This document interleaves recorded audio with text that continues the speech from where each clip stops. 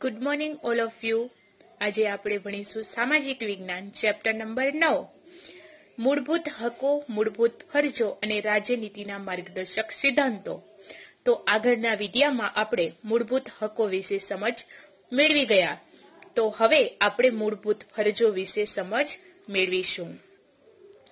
મૂળભૂત ફરજો. ભારતમાં પ્રાચીન સમયથી એટલે કે જૂના સમયથી જે લોકો છે એ હકો કરતા ફરજો છે એ પ્રત્યે વધુ સભાન હતા એટલે કે જાગૃત હતા. જેમ નાગરિકોને કેટલાક મૂળભૂત હકો આપવામાં આવ્યા છે તેમ નાગરિકોની કેટલીક મૂળભૂત ફરજોનો પણ સમાવેશ 1976માં બંધારણમાં સુધારો કરીને કરવામાં આવ્યો છે. એટલે કે આપણે કહીએ કે ભારતમાં જે પ્રાચીન સમયથી લોકો છે એ હકો અને ફરજો પ્રત્યે વધુ સભાન હતા, તેમ નાગરિકોને કેટલાક મૂળભૂત હકો પણ આપવામાં આવ્યા છે, તેમ નાગરિકોની કેટલીક મૂળભૂત ફરજોનો પણ સમાવેશ છે. એ 1976માં જે બંધારણમાં સુધારો કરવામાં આવ્યો એ કરીને કરવામાં આવ્યો છે ફરજોનો. હવે ફરજોનો સમાવેશ મૂળભૂત ફરજો દ્વારા એટલે કે દેશપ્રેમ, રાષ્ટ્રીય ભાવના, કેટલાક ઉચ્ચ આદર્શો અને મૂલ્ય પ્રત્યે નાગરિકોમાં જાગૃતિ લાવવા માટે અથવા તો લાવીને રાષ્ટ્રની ઉન્નતિ માટે એટલે કે આગળ રાષ્ટ્રની ઉન્નતિ વિકાસ થાય એ માટે નાગરિકોને પ્રતિબદ્ધ કરવાનો એવો હેતુ છે અને એ નાગરિકો આગળ વધી શકે એ માટેનો હેતુ છે. રાષ્ટ્રની એકતા, અખંડિતતા અને સાર્વભૌમત્વના રક્ષણમાં પ્રત્યેક નાગરિક છે એ પોતાનું યથાશક્તિ યોગદાન આપે તે થકી સમાજમાં શાંતિ, સલામતી, સદભાવના, સંવાદિતા અને કોમી એખલાસની ભાવના જાળવવી રાખવાનું કર્તવ્ય છે એ પ્રત્યેક નાગરિકનું દેશ અને સમાજ પ્રત્યેનું છે. તેનું સ્મરણ કરવાનું છે. પાઠ્યપુસ્તકોના પ્રથમ પાના ઉપર આ ફરજો દર્શાવવામાં આવી છે. તેમાં આપણે કહીએ તો 11 જેટલી ફરજો છે. હવે બંધારણનું પાલન કરવું તેમજ બંધારણમાં વ્યક્ત થયેલા આદર્શો અને સંસ્થાઓ તથા રાષ્ટ્રગીત, રાષ્ટ્રધ્વજનો આદર કરવો. બંધારણનું આપણે કહીએ કે પ્રથમ ફરજ છે કે બંધારણનું પાલન કરવું, આપણું જે સંવિધાન છે એનું પાલન કરવું, તેમજ એ સંવિધાનમાં એટલે કે બંધારણમાં વ્યક્ત થયેલા જે આદર્શો અને સંસ્થાઓ છે તથા રાષ્ટ્રગીત અને રાષ્ટ્રધ્વજ છે એનો આદર કરવો. જેવી રીતે આપણે કોઈ આપણા ઘરે મહેમાન તરીકે કોઈ આવે તો એનો આપણે આદર કરીએ, એને લાગણીઓ દ્વારા પ્રેમ હૂંફ એવી રીતે આપણે આપીએ તો એ પ્રમાણે રાષ્ટ્રગીત અને રાષ્ટ્રધ્વજનો પણ આદર કરવો જોઈએ. બીજી ફરજ છે સ્વાતંત્ર્ય સંગ્રામના ઉદાત્ત વિચારો અને પ્રેરણાદાયી આદર્શોનો આદર કરવો અને તેનું અનુસાર વર્તવું. એટલે કે એ સ્વાતંત્ર્ય સંગ્રામના ઉદાત્ત વિચારો છે, પ્રેરણાદાયી આદર્શો છે એનો આદર કરવો જોઈએ અને તે અનુસાર વર્તવું પણ એનું વર્તન પણ એવી રીતે કરવું જોઈએ. ત્રીજી ફરજ છે ભારતના સાર્વભૌમત્વ, એકતા અને અખંડિતતાનું સમર્થન કરવું અને તેનું રક્ષણ કરવું. કોનું? તો એકતાનું, સાર્વભૌમત્વનું અને અખંડિતતાનું. ચોથી છે જ્યારે જરૂર પડે ત્યારે એને હાકલ કરવામાં આવે ત્યારે દેશનું રક્ષણ અને રાષ્ટ્રની સેવા કરવા માટે તત્પર રહેવું અને ઉત્સાહભેર જોડાવું. જ્યારે ક્યારેક એવી જરૂર પણ પડે અને હાકલ કરવામાં આવે ત્યારે દેશનું રક્ષણ કરવું હોય અથવા તો રાષ્ટ્રની સેવા કરવા માટે તત્પર અને ઉત્સાહભેર જોડાવવું જોઈએ, એની ફરજ છે. પાંચમી છે ભારતના બધા લોકો વચ્ચે ભાઈચારાની ભાવનામાં વૃદ્ધિ કરવી જોઈએ. એટલે કે લોકો વચ્ચે ભાઈચારાની ભાવના સાથે રહેવું જોઈએ, આગળ વધવું જોઈએ, લોકો વચ્ચે સુસંવાદિતા સ્થાપવી જોઈએ અને સ્ત્રીઓના ગૌરવને હાનિ પહોંચાડનારા વ્યવહારોનો ત્યાગ કરવો જોઈએ. સ્ત્રી ક્ષેત્રે કોઈ પણ સ્ત્રીઓના ગૌરવને હાનિ એટલે કે નુકસાન કોઈ પહોંચાડનારા હોય એવા વ્યવહારો કરતા હોય તો એનો ત્યાગ પણ કરવો જોઈએ. છઠ્ઠી ફરજ છે રાષ્ટ્રના સમૃદ્ધ અને સમન્વિત સાંસ્કૃતિક વારસાનું જતન કરવું જોઈએ. આપણે કહીએ કે રાષ્ટ્રનો સમૃદ્ધ છે, વિકાસ થનારો એવો વારસો છે, સમન્વિત સાંસ્કૃતિક વારસો છે, એ સાંસ્કૃતિક વારસાનું જતન કરવું જોઈએ. જંગલો, સરોવરો, નદીઓ અને વન્યજીવો સહિત કુદરતી પર્યાવરણનું રક્ષણ કરવું જોઈએ. જંગલો છે, સરોવરો છે, નદીઓ છે, વન્યજીવો છે એ સહિતના કુદરતી પર્યાવરણનું પણ રક્ષણ કરવું જોઈએ. સમૃદ્ધ કરવું તથા સજીવો પ્રત્યે અનુકંપા રાખવી. એટલે આપણે કહીએ કે પર્યાવરણનું રક્ષણ કરવું, સમૃદ્ધ કરવું, એને સમૃદ્ધ કરવું, અને સજીવો છે કેટલાક સજીવો પ્રત્યે અનુકંપા રાખવી જોઈએ, એની ફરજ આપેલી છે. 8મી ફરજ છે વૈજ્ઞાનિક અભિગમ, માનવવાદ અને શોધ વૃત્તિનો પણ વિકાસ કરવો જોઈએ. 9મી છે જાહેર માલ મિલકતનું રક્ષણ કરવું જોઈએ અને હિંસા થતી હોય તો એનો ત્યાગ કરવો જોઈએ. 10મી ફરજ છે વૈયક્તિક અને સામૂહિક પુરુષાર્થના ક્ષેત્રમાં ઉત્કૃષ્ટતા સિદ્ધ કરવા માટે સતત પ્રયત્નશીલ રહેવું જોઈએ. ક્યારેક આપણે કહીએ કે સામૂહિક રીતે સમૂહમાં પુરુષાર્થ એટલે કે કોઈ ક્ષેત્રોમાં ઉત્કૃષ્ટતા સિદ્ધ કરવી હોય એના માટેના સતત પ્રયત્નો થતા હોય તો એ સતત પ્રયત્નશીલ એમાં રહેવું જોઈએ અને રાષ્ટ્ર પ્રગતિ અને સિદ્ધિના સોપાનો ઉત્તરોત્તર સર કરતું રહે. 11મું છે મફત, ફરજિયાત અને સાર્વત્રિક રીતે શિક્ષણ પોતાના પાલ્યને આપવું અને તેના માતા પિતાની ફરજ રહેશે. આપણે કહીએ કે કોઈ પણ બાળક છે એને મફત, ફરજિયાત અને સાર્વત્રિક શિક્ષણ મળી રહે અથવા કે શિક્ષણ પોતાના પાલ્યને આપવું એટલે કે પોતાના જે ઘરના બાળકો છે એને આપવું અને એ શિક્ષણ આપવું એ એના માતા પિતાની ફરજ છે, જે 11મી ફરજ છે. ભારતમાં 6 જાન્યુઆરીને મૂળભૂત ફરજ દિન તરીકે ઉજવવાનું નક્કી થયું છે. ભારતમાં કયા દિવસને મૂળભૂત ફરજ દિન તરીકે ઓળખવામાં આવે છે? તો 6 જાન્યુઆરીને મૂળભૂત ફરજ દિન તરીકે ઉજવવાનું નક્કી કરવામાં આવ્યું છે. આ બધી ફરજો છે પૈકી કેટલીક ફરજોને કાનૂની પીઠબળ છે, એનું પાલન નહીં કરનારને સજા થાય છે. નાગરિકો ફરજોનું પાલન કરે એ માટે તેમનામાં સભાનતા, જાગૃતતા એટલે કે પાલન કરે એનામાં સભાન, એ પ્રત્યે સભાન હોવો જોઈએ વ્યક્તિ અથવા નાગરિક, અને એમાં જાગૃતિ ઊભી થાય એ કરવાનો પ્રયાસ શિક્ષકોએ પ્રયત્નશીલ બનીને કરવો જોઈએ. એટલે કે કોઈ પણ આપણે કહીએ કે એનું પાલન નહીં કરે તો એને સજા થશે, અને નાગરિકો છે એ પોતાનું ફરજોનું પાલન કરે એ માટે તેમનામાં સભાનતા હોવી જોઈએ અને જાગૃતતા પણ હોવી જોઈએ એ નાગરિકોમાં. હવે એ જાગૃતતા ઊભી થાય એનો પ્રયાસ છે એ શિક્ષકોએ પ્રયત્નશીલ બનીને કરવો જોઈએ. સમાજમાં પ્રવર્તતા કેટલાક સામાજિક દૂષણો છે કે અનિષ્ટો છે, જેવા કે અસ્પૃશ્યતા, વેથ પ્રથા, બાળમજૂરી, સ્ત્રી શોષણ, જાતીય સતામણી એટલે કે હેરાનગતિ કરવી, દહેજ પ્રથા, સ્ત્રી ભ્રૂણ હત્યા, કુરિવાજો હોય, અંધશ્રદ્ધાઓ હોય, વહેમો સદંતર નાબૂદ થાય એ જોવાની જવાબદારી છે અને ફરજ છે એ નાગરિક તરીકે આપણી છે.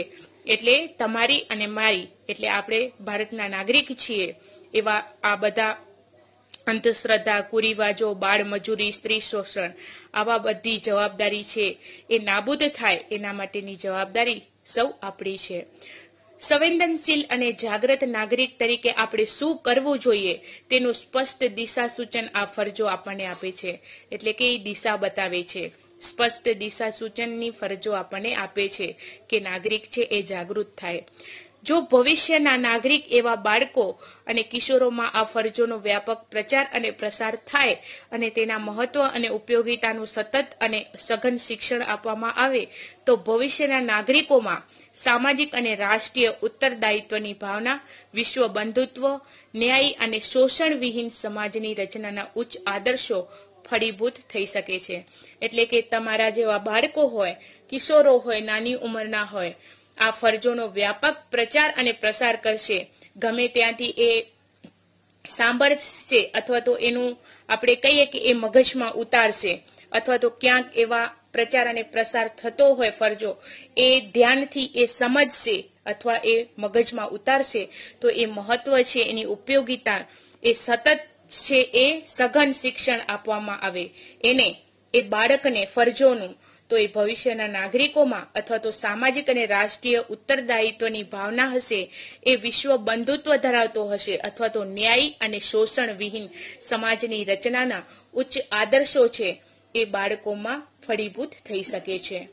હવે આગળ આપણે જોશું રાજ્યનીતિના માર્ગદર્શક સિદ્ધાંતો, તો એની આપણે સમજૂતી મેળવીશું.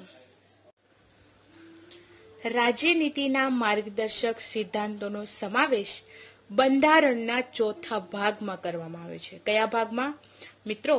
જે રાજ્યનીતિના માર્ગદર્શક સિદ્ધાંતો છે એનો સમાવેશ છે બંધારણના ચોથા ભાગમાં કરવામાં આવ્યો છે. આ માર્ગદર્શક સિદ્ધાંતોનો ઉદ્દેશ વર્તમાન અને ભાવિ કેન્દ્ર અને રાજ્ય સરકારોને જુદા જુદા નીતિ વિષયક એવા ક્ષેત્રોમાં કઈ કઈ એની નીતિઓ ઘડવી એ સંબંધે એને માર્ગદર્શન આપવાનો છે. આ સિદ્ધાંતો છે એ માર્ગદર્શક છે. જેવી રીતે આપણને કોઈ પણ કાર્યમાં શિક્ષકોનું અથવા તો આપણે આચાર્યનું માર્ગદર્શન મળતું રહે છે, એવી રીતે આ સિદ્ધાંતો છે એ માર્ગદર્શક છે. એટલે કે એ સિદ્ધાંતોમાંથી આપણને માર્ગદર્શન મળે છે. એનો અમલ કરવા રાજ્ય સરકારો છે એ બંધાયેલા નથી. હવે એનો એ સિદ્ધાંતોનું આપણે કહીએ કે સિદ્ધાંતો છે એનો અમલ કરવા છે એ રાજ્ય સરકાર બંધાયેલી નથી, પરંતુ એની નીતિ ઘડતરમાં આ સિદ્ધાંતોને કેન્દ્રમાં રાખીને નીતિઓ ઘડવાની અને તેનો અમલ કરવાની રાજ્યની નૈતિક ફરજ છે. હવે આપણે કહીએ કે એનો અમલ રાજ્ય સરકાર નથી કરતી, એટલે કે ઈ બંધાયેલી નથી અમલ કરવા માટે, પરંતુ એની નીતિ ઘડતર, એની નીતિની ઘડતરમાં એ સિદ્ધાંતોને કેન્દ્રમાં રાખીને જો નીતિઓ ઘડવાની અને તેનો અમલ કરવાની હશે તો એ રાજ્યની નૈતિક ફરજ છે.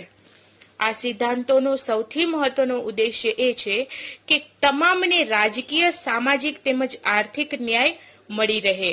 એટલે કે કોઈ પણ નાગરિક છે એ સિદ્ધાંતો નો સૌથી મહત્વનો ઉદ્દેશ કહીએ તો રાજકીય, સામાજિક અને આર્થિક ન્યાય મળી રહે તેવી સમાજ રચનાની સ્થાપના કરવાનો છે.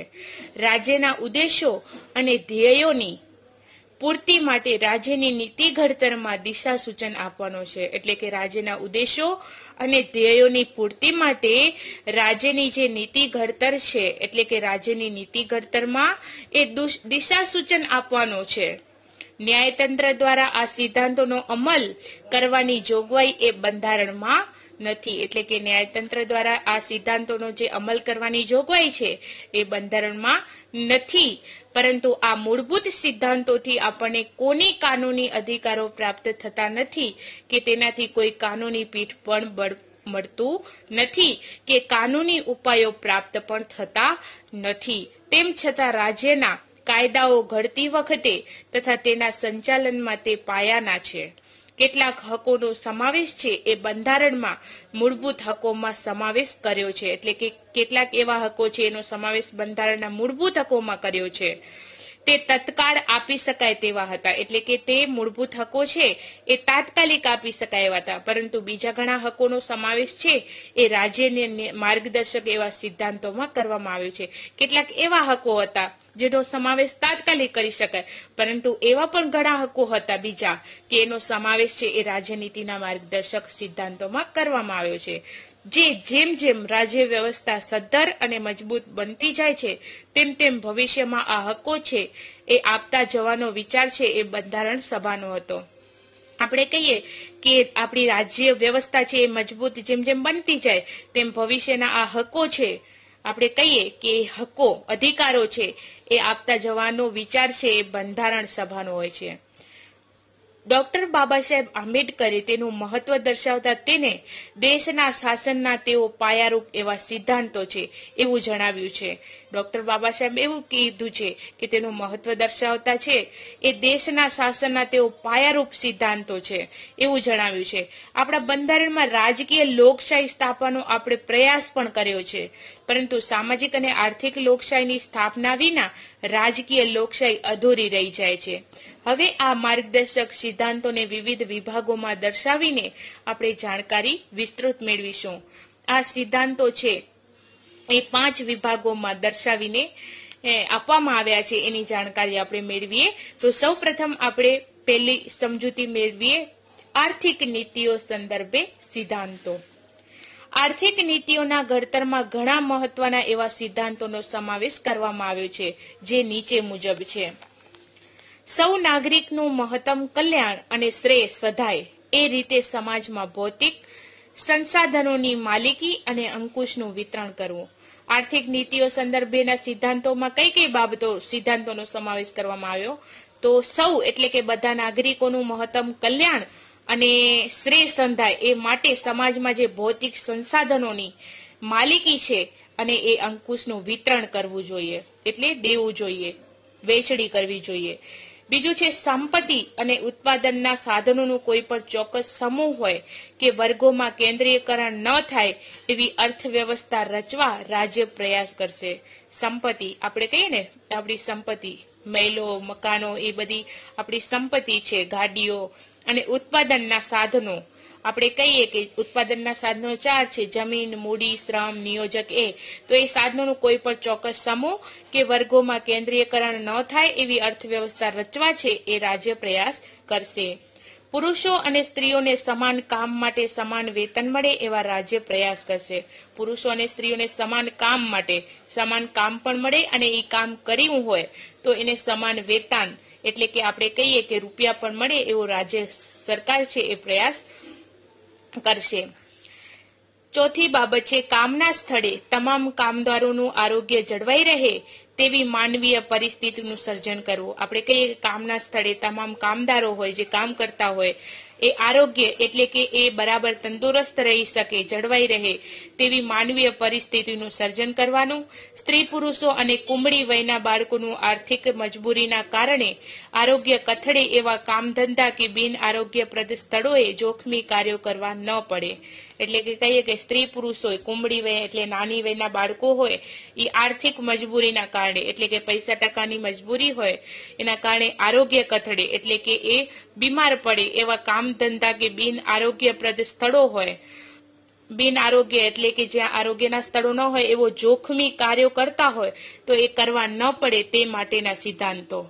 પછી છે પાંચમું, ઔદ્યોગિક એકમોમાં સંચાલનમાં કામદારોની સહભાગીદારી માટે રાજ્ય પ્રયાસ કરશે. ઉદ્યોગ ક્ષેત્રના એકમોમાં સંચાલનમાં કામદારો હોય તો એની સહભાગીદારી એટલે કે એની એ કામમાં ભાગીદારી હોય એ માટે રાજ્ય પ્રયાસ કરશે. પછી છઠ્ઠું છે બાળકોને આર્થિક લાચારીના કારણે તેમનું કોઈ પણ પ્રકારે શોષણ ન થાય તથા તે સ્વસ્થ અને સ્વતંત્ર રીતે ગૌરવપ્રદ સ્થિતિમાં તંદુરસ્ત વિકાસ સાધે તે માટે જરૂરી તકો અને સવલતો ઊભી કરવા માટે રાજ્ય ખાસ પગલાં ભરશે. એટલે કે આપણે કહીએ કે આર્થિક લાચારીના બાળક છે એ ગરીબીના કારણે એમના પાસે પૈસા ટકા નથી હોતા, હવે એના કારણે એમનું કોઈ પણ પ્રકારે શોષણ ન થાય એટલે કે એ શોષણ ન થાય એટલે કે એમને કામ કરવું ન પડે કે એનો ફાયદો ઉઠાવે તો તે તથા સ્વસ્થ અને સ્વતંત્ર રીતે તે ગૌરવપદ સ્થિતિમાં સ્વતંત્ર રહે, સ્વસ્થ રહે અને લાગણીપ્રદ રીતે એ સ્થિતિમાં હોય અને તંદુરસ્ત વિકાસ સાધે તે માટે જરૂરી એની તકો અથવા તો સગવડો ઊભી કરવા માટે રાજ્ય સરકાર છે એ પગલાં ભરશે. હવે છે સાતમું, સ્ત્રીઓને પ્રસૂતિ સમયે જરૂરી રજાઓ તથા રાહત પૂરી પાડવામાં આવે. એટલે કે સ્ત્રીઓની પ્રસૂતિ સમય એટલે કે આપણે કહીએ કે ડિલિવરી સમયે જરૂરી રજાઓ તથા રાહત એટલી આપણે કહીએ કે એને રાહત પૂરી પાડવામાં આવે, અમુક સેવાઓ દેવામાં આવે. કામદાર રાજ્ય વીમા ધારો, બોનસ ધારો, પ્રસૂતિ રજાનો ધારો, ગ્રેચ્યુઇટી ધારો વગેરે કાયદાઓ માનવીય ધોરણે મળે તેવા ઉદ્દેશથી ઘડવામાં આવ્યા છે. એટલે આપણે કહીએ કે સ્ત્રીઓને પ્રસૂતિ સમયે, ડિલિવરી સમયે એ જરૂરી રજાઓ મળવી જોઈએ, રાહત પૂરી પાડવી જોઈએ. કામદાર રાજ્ય છે એ વીમા ધારો, બોનસ ધારો એટલે એ કામ કરતા લોકો હોય એમાં બોનસ મળવો જોઈએ. પછી પ્રસૂતિ સમયની રજાઓ એમને મળવી જોઈએ. ગ્રેજ્યુઇટી ધારો વગેરે કાયદાઓ છે એ માનવીય ધોરણે મળે તે ઉદ્દેશથી આ કાયદો ઘડવામાં આવ્યો છે. એટલે કે સિદ્ધાંતમાં એ બાબતની વાત કરવામાં આવી છે. આઠમું છે કૃષિ અને પશુપાલનનો આધુનિક અને વૈજ્ઞાનિક ધોરણે વિકાસ થાય તેવી વ્યવસ્થા કરવાનો પ્રયત્ન છે એ રાજ્ય કરશે. કૃષિ અને પશુપાલનનો જે આધુનિક અને વૈજ્ઞાનિક ધોરણે વિકાસ થાય છે તેવી વ્યવસ્થા કરવાનો પ્રયત્ન કોણ કરશે? રાજ્ય કરશે. ગાયો, વાછરડાઓ અને દૂધાળા પ્રાણીઓ, ભારવાહક ઢોરોની ઓલાદોની જાળવણી માટે તથા બળદ, ગધેડા, ગાયોની કતલ અટકાવવા પ્રયાસ કરશે. હવે કોઈ પણ પ્રાણીઓ હોય જેમ કે ગધેડા, બળદ, ગાયો હોય એ કતલખાનું હોય તો એમાં પ્રાણીઓને મારી દેવામાં આવે, ગાયનું માંસ કાઢી લેવામાં આવે તો એ અટકાવવા માટેના પ્રયાસો પણ રાજ્ય કરશે. રાજ્યમાં સૌને ન્યાયની સમાન તક મળે, આર્થિક કે અસમર્થતાઓના કારણે કોઈ પણ જરૂરતમંદ નાગરિકને ન્યાય મેળવવા માટેની તકોનો ઇનકાર કરવામાં નહીં આવે તથા તેઓને મફત કાનૂની સહાય મળી રહે તેવો રાજ્ય પ્રબંધ કરે અને કાયદા પણ કરશે. એટલે કે આપણે કહીએ કે એ નાગરિકને એ માણસને અસમર્થતાઓના કારણે કોઈ પણ જરૂરતમંદ એવા ન્યાય મેળવવા માટેની તકોનો ઇનકાર કરવામાં નહીં આવે અને મફત કાનૂની સહાય પણ મળી રહેશે એવું રાજ્ય છે પ્રબંધન કરે અને કાયદાઓ પણ ઘડશે. હવે જોઈશું બીજું સિદ્ધાંત, સામાજિક નીતિઓ સંબંધી સિદ્ધાંતો. અનુસૂચિત જાતિઓ, અનુસૂચિત જનજાતિઓ, વંચિત સમૂહો જેવા સમાજના નબળા વર્ગોના શૈક્ષણિક અને આર્થિક હિતોના ઉત્કર્ષ માટે રાજ્યે વિશેષ પ્રયાસો કાળજીપૂર્વક કરવાના રહેશે.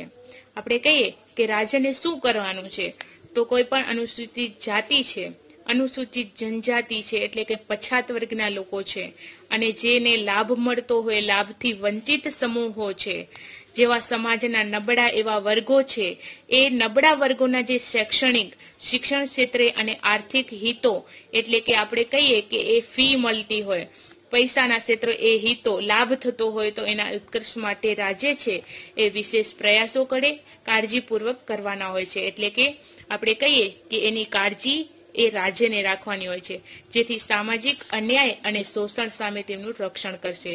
જે સામાજિક અન્યાય એની સામે નાગરિક સામે થતો હોય અથવા તો વ્યક્તિ સામે થતો હોય તો અને શોષણ સામે તેનું રક્ષણ મળી રહે તેવા સિદ્ધાંતો પણ આપવામાં આવ્યા છે.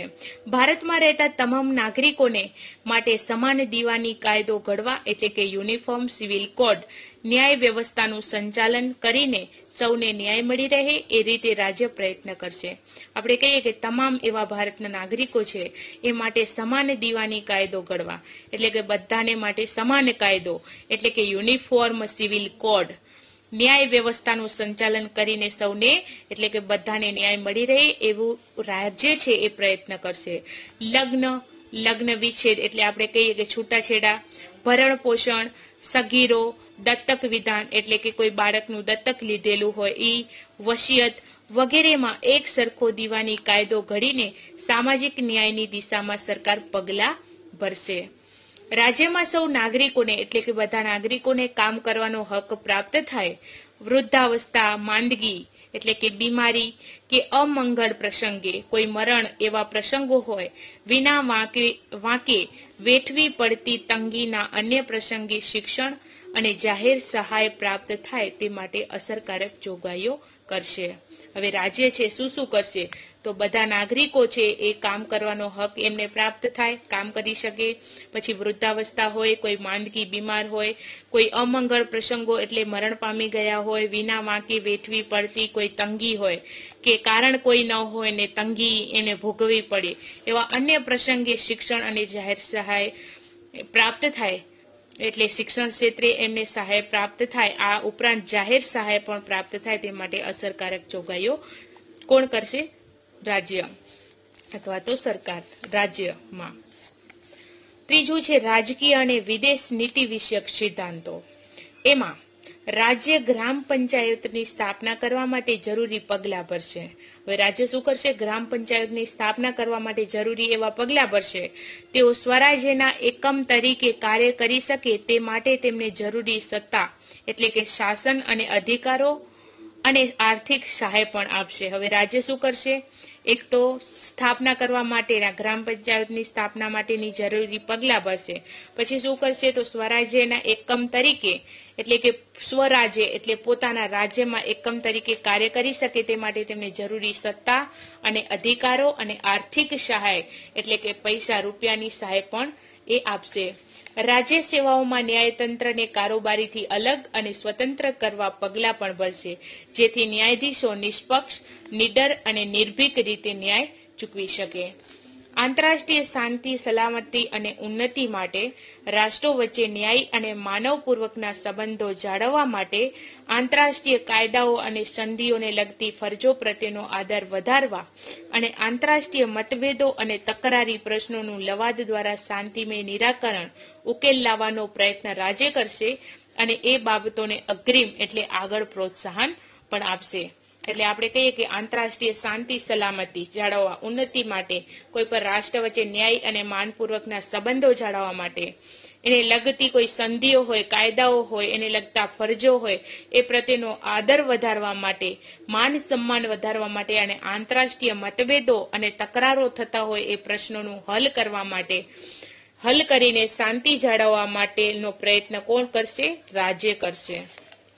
હવે જોઈએ આગળ ચોથું, શૈક્ષણિક અને સાંસ્કૃતિક નીતિઓ સંબંધી સિદ્ધાંતો. 14 વર્ષની ઉંમર સુધીના તમામ બાળકોને બંધારણના આરંભ એટલે કે શરૂઆત થયાના 10 વર્ષની અંદર મફત અને ફરજિયાત શિક્ષણ પ્રાપ્ત થાય એ માટે રાજ્ય પ્રયાસ કરશે, જે હવે મૂળભૂત હક બન્યો છે. એટલે કે મૂળભૂત હક કયો બન્યો છે?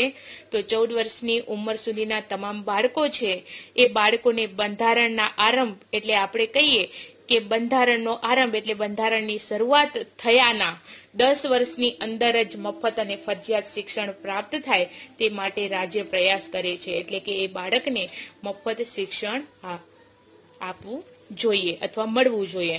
રાષ્ટ્રીય મહત્વ તરીકે જાહેર કરાયેલા દરેક કલાત્મક અને ઐતિહાસિક મહત્વ ધરાવતા સ્મારકો, સ્થળો, કલાકૃતિઓ, ઇમારતોનું, પદાર્થોનું યથાપ્રસંગ લૂંટફાટ, બગાડ, વિકૃતિઓ, સ્થળાંતરો, નિકાલ કે તેનો નાશ થતો અટકાવવાનો અને રક્ષણ કરવાની રાજ્યની ફરજ રહેશે. આપણે કહીએ કે રાષ્ટ્રીય મહત્વ તરીકે જાહેર કરાયેલા જે કલાત્મક ઐતિહાસિક એવા સ્થળો હોય, ઐતિહાસિક સ્થળો એટલે તમે સૌ જાણો છો કે તાજમહેલ આપણે કહીએ કે ઐતિહાસિક સ્થળ છે. એ સ્મારકો હોય, કોઈ એવા સ્થળો હોય, ક્યારેક ક્યાંક લૂંટફાટ થતી હોય, ક્યાંક બગાડ થતો હોય, કોઈક જગ્યાનું સ્થળાંતર થતો હોય, નિકાલ કે તેનો નાશ થતો અટકાવવાનો અટકાવવો એટલે કે કોઈ નાશ થતો હોય એને અટકાવવો અને એના પ્રત્યેનું રક્ષણ કરવાની ફરજ પણ રાજ્યની રહેશે. આમ રાષ્ટ્રના સાંસ્કૃતિક અને ઐતિહાસિક વારસાનું યોગ્ય રીતે જતન એટલે કે રક્ષણ થાય તે જોવાનો ઉદ્દેશ છે. હવે જોઈએ આપણે 5 આરોગ્ય વિષયક નીતિઓ સંબંધી સિદ્ધાંતો. એમાં પહેલું છે, લોકોનું આરોગ્ય અને પોષણનું સ્તર સુધરે એ માટે રાજ્ય પ્રયાસ કરે તથા જાહેર આરોગ્ય અને જન સુખાકારી વધારવાના માટેના પગલાંને રાજ્ય પોતાની પ્રાથમિક ફરજોમાં ગણશે. હવે આપણે કહીએ કે લોકોનું આરોગ્ય અને પોષણનું, લોકોને આરોગ્ય બરાબર દવા મળી રહે અને પોષણ એને બધી વસ્તુઓ મળી રહે એ સ્તર સુધરે એ માટે રાજ્ય પ્રયાસ કરે છે તથા એના ઉપરાંત જાહેર આરોગ્ય અને જન સુખાકારી એટલે માણસો સુખી રહે એ સુખાકારીમાં વધારો થાય એના માટેના પગલાં છે એ રાજ્ય પોતાની પ્રાથમિક ફરજોમાં ગણશે. આરોગ્ય માટે હાનિકારક એવા કેફી પદાર્થો, પીણા, નશાયુક્ત માદક દ્રવ્યો વગેરે પર રાજ્ય પ્રતિબંધ મૂકવાનો પ્રયાસ કરશે. એટલે કે એવા પીણા હોય, પદાર્થો હોય, કેફી પદાર્થો જેમ કે અફીણ હોય, પછી નશા દારૂ હોય, માદક એવા પીણા હોય, દ્રવ્યો હોય, એના ઉપર રાજ્ય છે એ પ્રતિબંધ મૂકશે. ઔષધિના હેતુઓ સિવાયના માદક પીણા, ડ્રગ્સ, નશાયુક્ત પદાર્થોના ઉપયોગ પર પ્રતિબંધ મૂકશે. હવે ડ્રગ્સ કે એવા માદક પીણા હોય, નશાયુક્ત એવા પદાર્થો હોય એના ઉપયોગ પર પ્રતિબંધ મૂકશે. કોણ? રાજ્ય. દેશના પર્યાવરણનું રક્ષણ થાય અને તેમાં જરૂરી સુધારા થાય એ માટે રાજ્ય પ્રયાસ કરે છે. દેશના જંગલો અને વન સૃષ્ટિના રક્ષણ માટેનો ખાસ પ્રબંધ રાજ્ય કરશે. હવે દેશના પર્યાવરણના રક્ષણ થાય એના ઉપરાંત જરૂરી સુધારા થાય એ માટેના પ્રયાસો રાજ્ય કરશે. દેશના જંગલો અને વન સૃષ્ટિ એટલે કે આપણે કહીએ કે જંગલ સૃષ્ટિના રક્ષણ માટેનો પણ ખાસ પ્રબંધ રાજ્ય કરશે.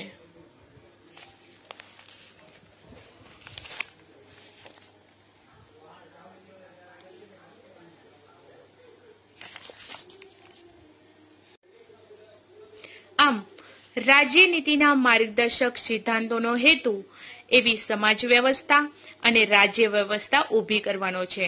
એટલે કે રાજ્યનીતિના જે માર્ગદર્શક સિદ્ધાંતો છે એનો હેતુ એવો છે કે એવી સમાજ વ્યવસ્થા અને રાજ્ય વ્યવસ્થા ઊભી કરવી છે જેમાં શક્ય હોય એટલી સત્તાનું વિકેન્દ્રીકરણ થાય, ધાર્મિક કે જ્ઞાતિ આધારિત ભેદભાવ રહિતની સમાજ રચનાનું સમતામૂલક, શોષણમૂલક અને કલ્યાણલક્ષી સમાજ વ્યવસ્થા અને અર્થવ્યવસ્થા છે એ સ્થાપવાનો ઉદ્દેશ છે. કોનો? તો રાજ્યનીતિના માર્ગદર્શક સિદ્ધાંતોનો હેતુ એવો છે. અર્થાત એટલે કે અથવા સામાજિક લોકશાહી અને આર્થિક લોકશાહીની સ્થાપનાનો છે. સામાજિક લોકશાહી અને આર્થિક ક્ષેત્રે લોકશાહી સ્થાપવાનો છે. સામાજિક સલામતી દ્વારા સમાજના નબળા વર્ગોના ઉત્કર્ષ માટે એટલે કે એ સામાજિક સલામતી દ્વારા સમાજના જે નબળા વર્ગો છે એ ઉત્સર્ગ એટલે કે એનો વિકાસ થાય. તેઓ વિવિધ કલ્યાણકારી યોજનાઓનો અમલ રાજ્ય કરશે એવી અપેક્ષા રાખવામાં આવી છે. લોકશાહી કેવળ રાજકીય ક્ષેત્રે પૂરતી સીમિત ન રહે પણ સામાજિક અને આર્થિક ક્ષેત્ર સુધી તેનું વિસ્તરણ એ આપણે કહીએ ને વિસ્તાર વધુ થવું જોઈએ, જે થકી શોષણ અને અન્યાય મુક્ત એવી સમતામૂલક ન્યાયી સમાજ વ્યવસ્થાનું સ્વપ્ન સાકાર કરવાની જવાબદારી રાજ્ય સરકારને શિરે એટલે કે માથે મૂકવામાં આવી છે. એટલે કે આપણે કહીએ કે એનું સામાજિક અને આર્થિક ક્ષેત્રે એ સુધીનું વિસ્તરણ થવું જોઈએ લોકશાહી ક્ષેત્રે, અને શોષણ અને અન્યાય મુક્ત એવી સમતામૂલક ન્યાયી સમાજ વ્યવસ્થાનું સ્વપ્ન સાકાર થવું જોઈએ. એની સંપૂર્ણ જવાબદારી છે રાજ્ય સરકારને માથે મૂકવામાં આવી છે. મૂળભૂત હકો રાજ્યની સત્તાને મર્યાદિત કરે છે, જ્યારે રાજ્યનીતિના માર્ગદર્શક સિદ્ધાંતો છે એ રાજ્યની સત્તાને વિસ્તારે છે. આપણે કહીએ કે મૂળભૂત હકો એ રાજ્યની સત્તાને મર્યાદિત કરે છે, જ્યારે રાજ્યનીતિના માર્ગદર્શક સિદ્ધાંતો શું કરે છે? રાજ્યની સત્તાને વિસ્તારે છે, એટલે એને વિસ્તારે છે, મોટા પ્રમાણમાં કરે છે. મૂળભૂત હકો છે એ રાજકીય લોકશાહી સ્થાપે છે, જ્યારે સિદ્ધાંતો છે એ સામાજિક અને આર્થિક લોકશાહી સ્થાપવાનું ધ્યેય એટલે કે હેતુ ધરાવે છે. તેમની વચ્ચે કોઈ વિરોધ નથી, તેઓ એકબીજાના એવા પૂરક છે. આપણે કહીએ કે મૂળભૂત હકો એ રાજ્યની સત્તાને મર્યાદિત કરે છે, જ્યારે સિદ્ધાંતો છે એ રાજ્યની સત્તાને વિસ્તારે છે. આપણે કહીએ કે મૂળભૂત હકો છે એ રાજકીય લોકશાહી સ્થાપે છે, જ્યારે સિદ્ધાંતો છે એ સામાજિક અને આર્થિક લોકશાહી સ્થાપવાનું ધ્યેય ધરાવે છે.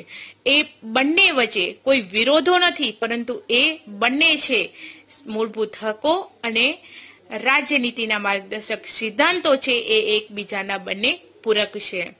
તો મિત્રો, અહીંયા 9મો પાઠ પૂરો થાય છે. Thank you.